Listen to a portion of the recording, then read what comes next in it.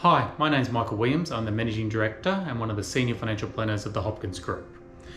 As always, we stayed up last night in anticipation of the budget from the Labor government and a little bit uneventful.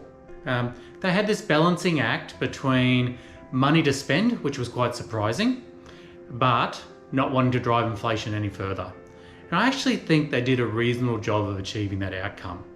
I think it's come to us as a bit of a surprise that we would run a surplus so quickly. But luckily, the lucky country that we are, our exports, our jobless rate, all things that are partly driving our inflation rate as well, have all been quite successful to build the tax take.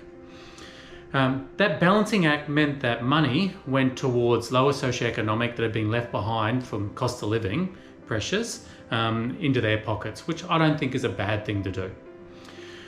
The main part for us in breaking the budget down to two issues. One, there was money to spend, and I think they spent it reasonably well without putting fuel on the fire of inflation. The part that we're more concerned about for our clients is the fact that they didn't take anything away. Our clients weren't impacted by new taxes, they weren't impacted by substantial changes of perspective, and most of the things that could have an effect on our clients have already been announced and we're starting to look at, and may or may not become legislation. So the things that particularly targeted our clients potentially is the tax on superannuation for balances above $3 million. This isn't proposed to come in until 1st of July 2026 after the next election, and legislation still needs to be proposed and passed.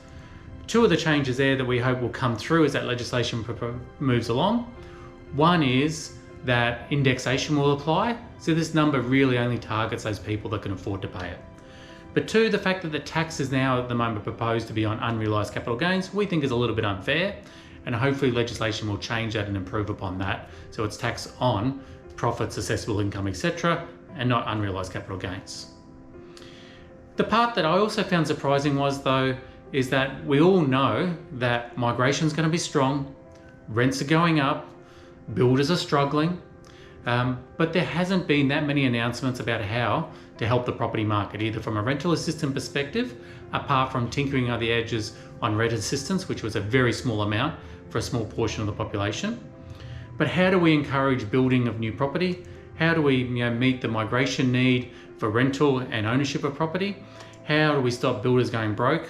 There was no discussion around that, so that was quite disappointing. From our perspective though, that makes it even more important, the state budget coming up. We know Victoria's in a little bit of trouble. We suffered more greatly during COVID process. We had a longer lockdown than anybody else almost around the world. Our government is struggling because they rely on substantial amounts of stamp duty to fund the underlying budget, and we have been on a bit of a spending spree. So we are struggling. So it's going to be very interesting to see what the state government comes through at the end of the month and how that's going to affect our clients, the marketplace, and Victoria as a whole. If there's anything you read in the budget that's either of concern, or you don't understand, or you'd like some advice on, take this opportunity to contact your advisor now, whether that be one of our accountants, one of our financial planners, one of our property advisory team, or one of our mortgage providers. That said, nothing jumps out to me that you should be worried about or concerned about, and there's no action points that we take away that we must action before the end of financial year, and therefore there's a sense of urgency. It is very much steady as she goes.